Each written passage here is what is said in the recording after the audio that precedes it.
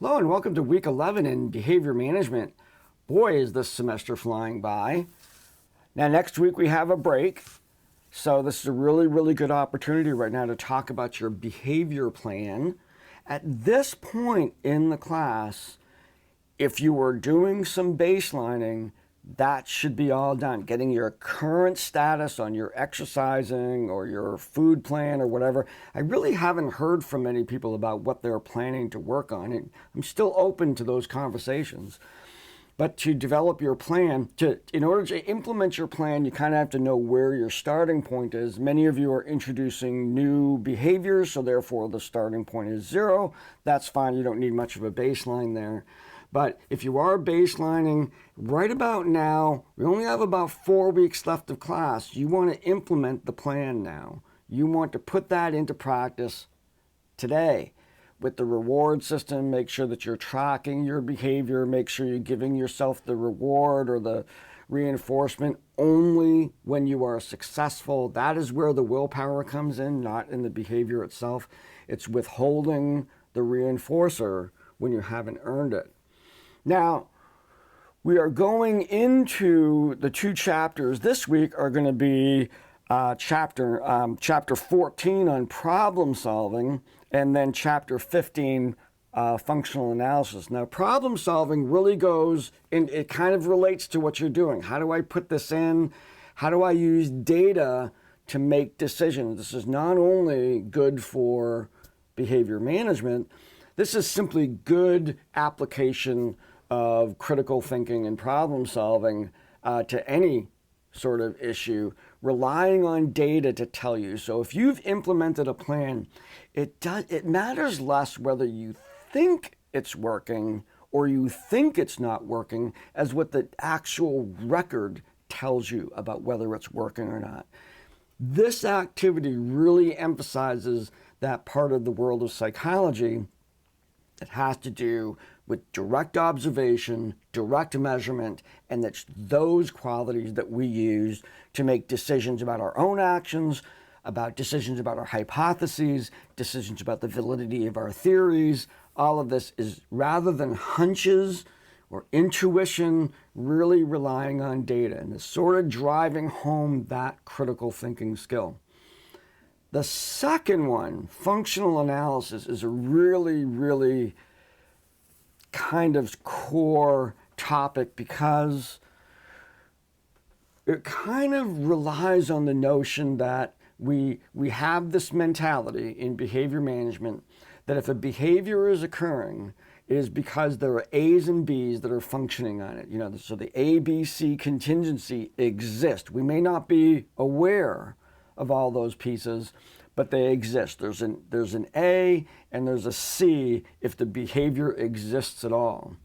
Now, as we venture to deal with less functional behaviors, B's, we have to investigate as to what are the existing A's and C's, because if we can directly affect those A's and C's, then we might be able to change the behavior.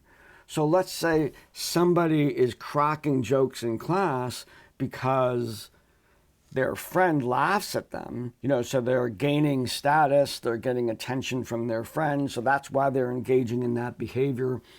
I've actually seen behavior management plans where the kid that's doing the joking didn't have a behavior plan, his friend did. So you make a behavior plan with the friend that says, you'll get this reinforcer if you don't laugh at Mark's jokes. Okay? If you can go a whole class period without laughing at a single joke, then I will give you your reward. Watch how fast Mark stops joking because his reward is gone. You see, when we understand the reasons why someone is acting out or acting in a particular way, then we are better able to diagnose how we're going to address it in a behavior plan.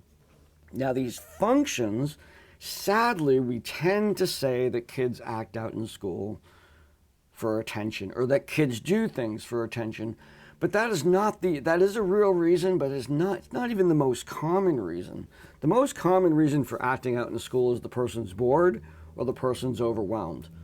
And those are things that you can address by alternating that person's A's and the expectations for them in the class. So if a kid is bored, you can give that person work that's going to be more stimulating. If the person's overwhelmed, then that's an opportunity to give that person remedial work to address the behavior, as opposed to thinking it's all so they can get the spotlight.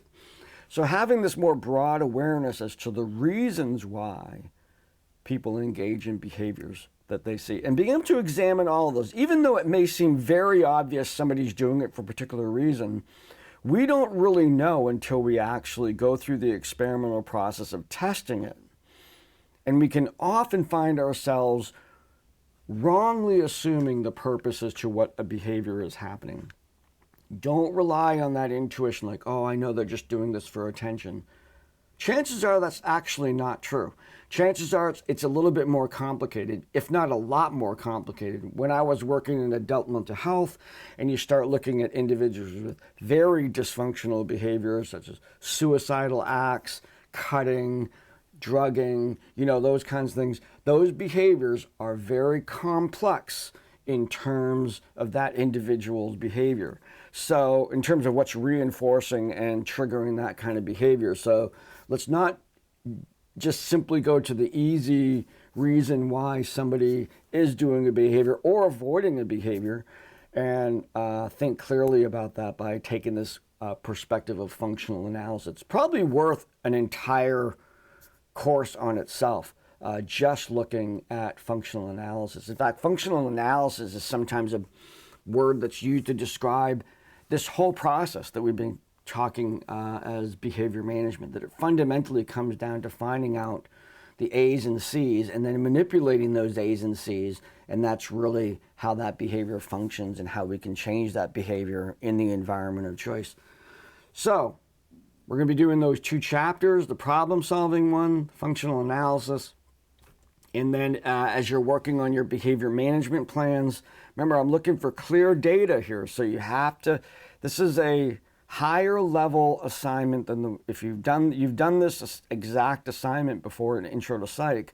If you took it here, this is another level of that. Even though the instructions are all the same, I imagine that you're going to apply more of this course to that with a better table of your data, a deeper understanding of the reinforcers and stuff like that. It is the special assignment worth extra points in this class, so make sure that you get that done professionally and done well. So if there's any questions about that assignment, please send me an email or post it in the questions for the class. Chances are there's somebody else that has that question, sharing each other's ideas. That's perfectly fine. That's not cheating. And so we're coming to the end of the semester, so let's end strong with that assignment, and I will be seeing you in class in those discussions. I'm also still working on some videos here, and I did fall off the wagon on that, trying to get back on that. It's been a fairly busy semester. No excuse, just a reason. So hopefully I'll get one of those out for functional analysis this week, and I look forward to seeing you in the discussion boards. So have a great week.